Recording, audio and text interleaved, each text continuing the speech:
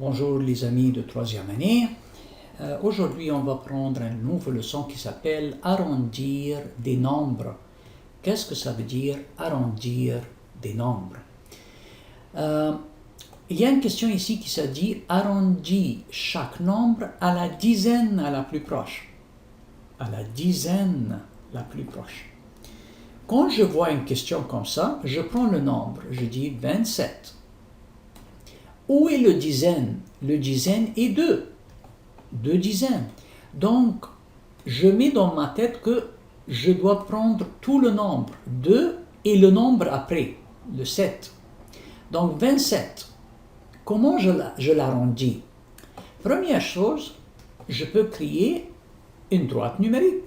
Et je dis, le 27 est entre quelles deux dizaines? Je vais prendre le plus petit que 27, c'est 20. Et le plus grand que 27, c'est le 30. 20 et 30, c'est les nombres de dizaines, sont des unités, comme vous voyez 0 unité, et au même temps, le 27 est entre les deux.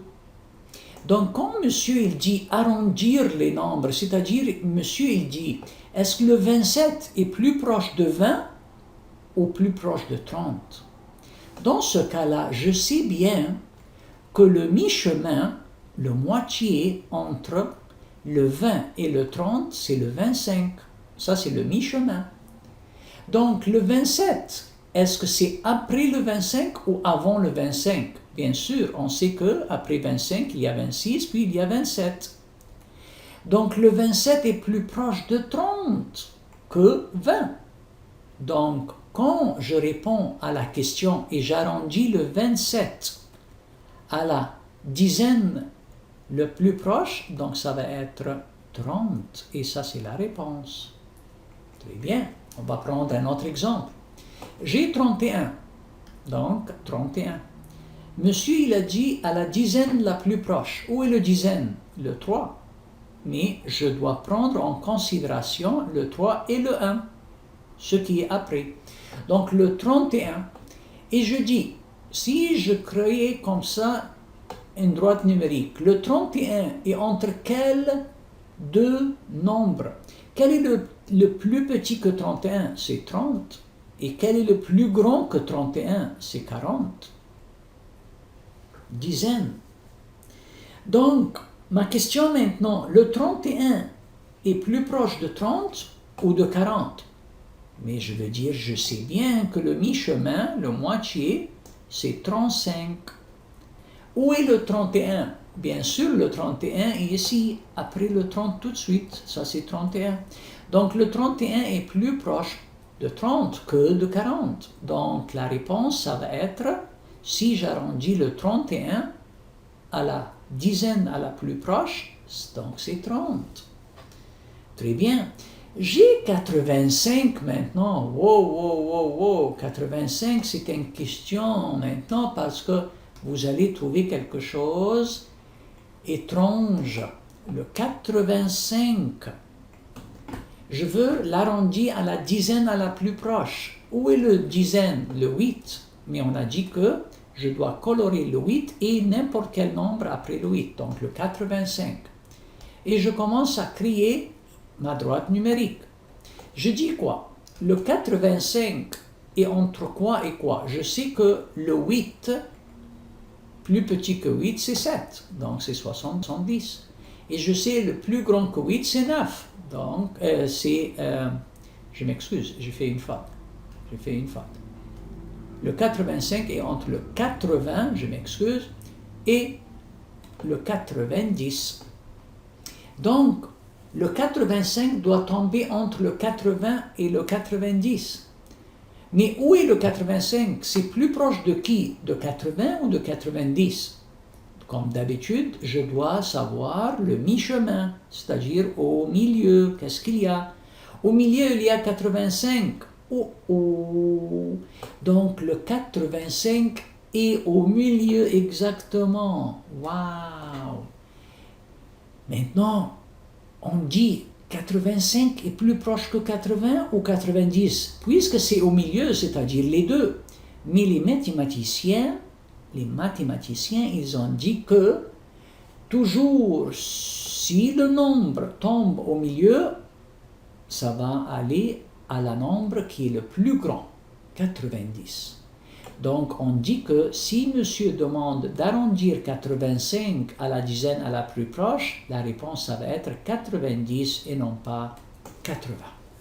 Donc, si le nombre tombe au milieu, faites attention, c'est au plus grand nombre et non pas au plus petit. Très bien. Arrondis chaque nombre à la centaine. À la centaine la plus proche. Donc maintenant, je parle de centaines. Donc j'ai le nombre 241. Où est le centaine? C'est le 2. Mais, je dois colorer toutes les notes après le 2. Donc 241 au complet. Donc si maintenant je commence à créer une droite numérique, je me demande quels est les deux nombres que 241 tombe entre les deux. Si moi je parle de centaines, c'est-à-dire un nombre de centaines, donc c'est 200. Et si je parle de centaines, c'est-à-dire le prochain, ça va être 300. Et ça c'est vrai. Le 241 tombe entre 200 et 300. Je dois parler des centaines maintenant. Très bien. Qui est au milieu chemin? Qui est le nombre qui est au moitié? On sait 250. Et entre 200 et 300 au milieu. Donc je me demande maintenant, le 241 est avant le 250 ou après le 250? Bien sûr, c'est avant. Donc c'est ici, 241. Donc, puisque c'est avant, donc c'est plus proche de 200 que de 300. Donc la réponse de question, je dis, si monsieur il demande arrondi 241 à la centaine la plus proche, ça va être 200. Très bien. Prochaine question. 871. Donc je dois créer la droite numérique. Et je dis 871. C'est où est le nombre de centaines? C'est le 8. Donc le 8, je le colore et tous les nombres après. Très bien. Puisque c'est 8, donc ça tombe entre 800 et le prochain 900. Et ça c'est vrai.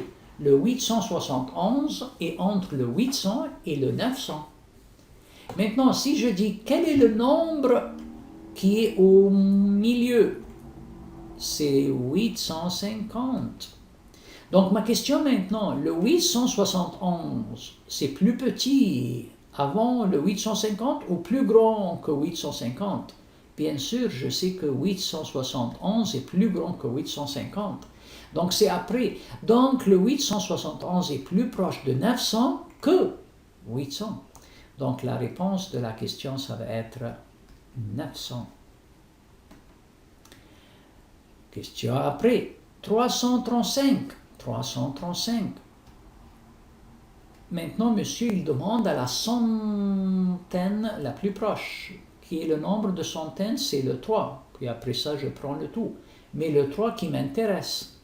Donc, je prends une droite numérique et je dis que, puisque c'est le 3, donc entre 300 et le prochain, 400. Donc, 335 est entre ces deux nombres. Mais, je dois savoir, c'est plus proche de 300 ou plus proche de 400. Donc, je cherche le milieu chemin, 350. Et je me demande, 335 est plus petit que 350 ou plus grand? Je sais tout de suite que 335, c'est avant le 350. Donc, c'est plus proche du 300 que 400. Donc, la réponse, ça va être 300. Et voilà